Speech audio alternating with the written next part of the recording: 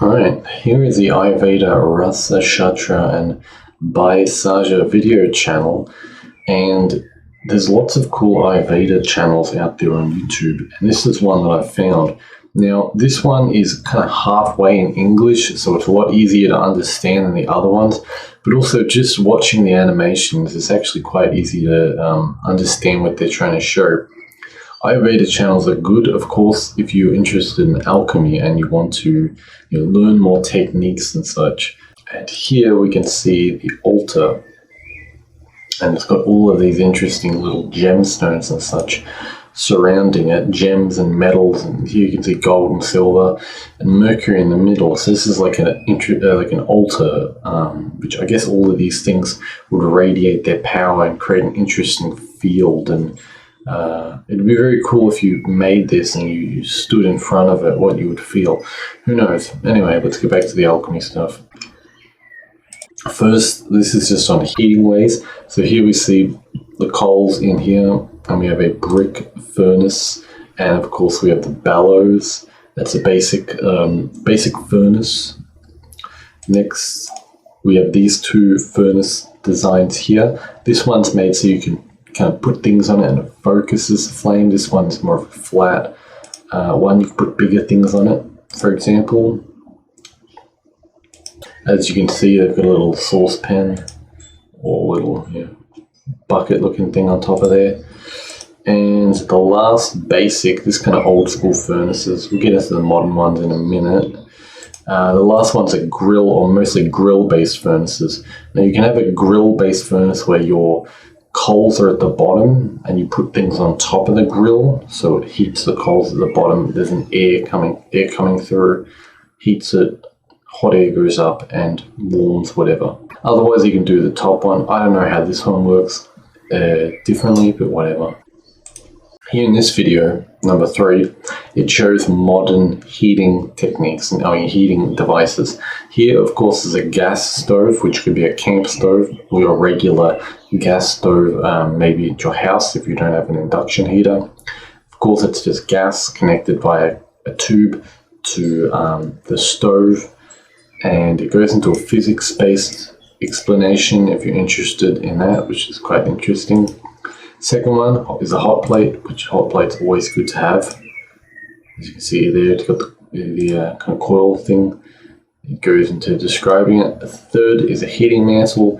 This is good if you want a lower temperature and you're interested in using flasks. Fourth is an induction heater.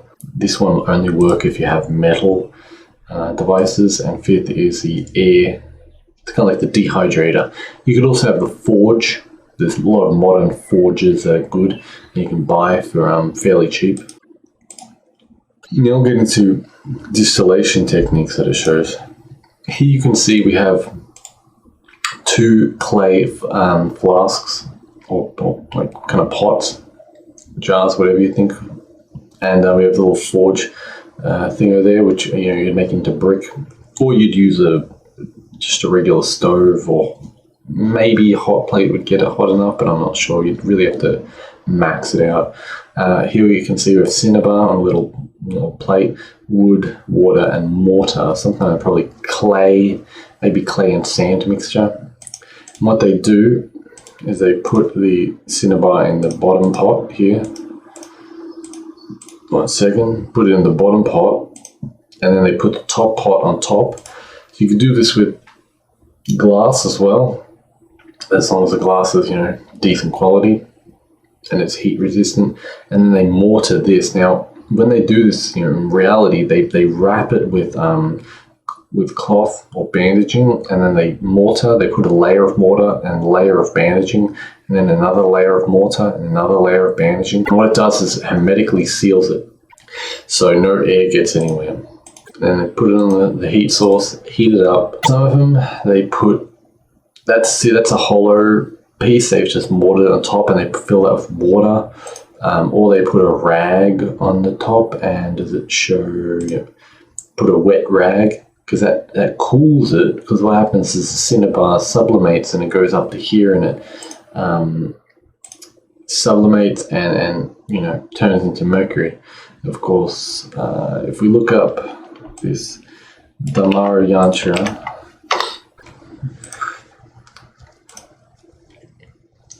Here you can see it in reality. You see how it's wrapped and mortared there, and they've got a wet rag on top, and it's just two pots. Of course, this is more of a primitive way. You can do it with, you know, modern technology. You can see he's opening up the thingo, the bongo drum kind of looking thing, and that's all the sublimated cinnabar there, aka the mercury.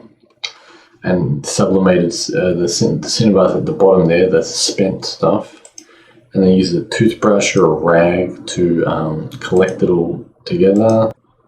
There you go.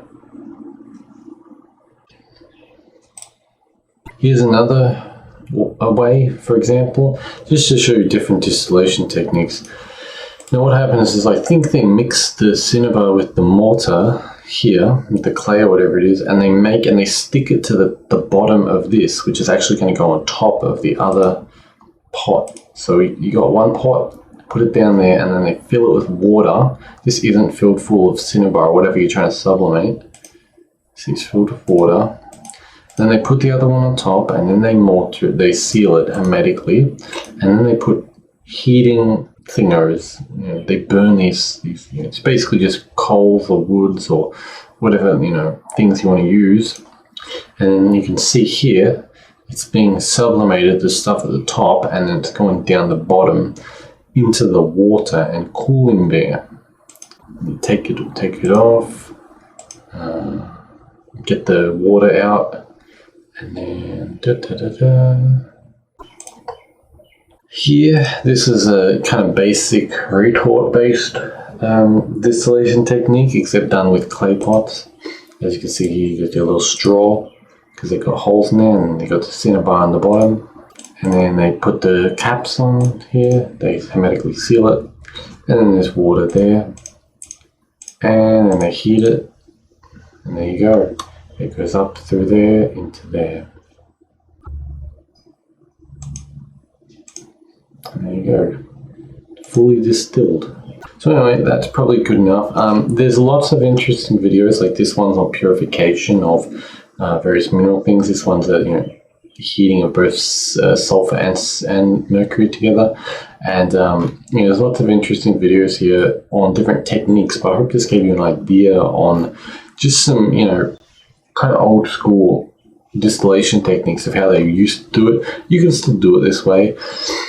You could have fun in the backyard, maybe try this out with old school things, you know, pots and whatever, as long as they're heat resistant. And yeah, anyway, that's all for this one. Of course, feel free to check the links in the description, and have a nice day.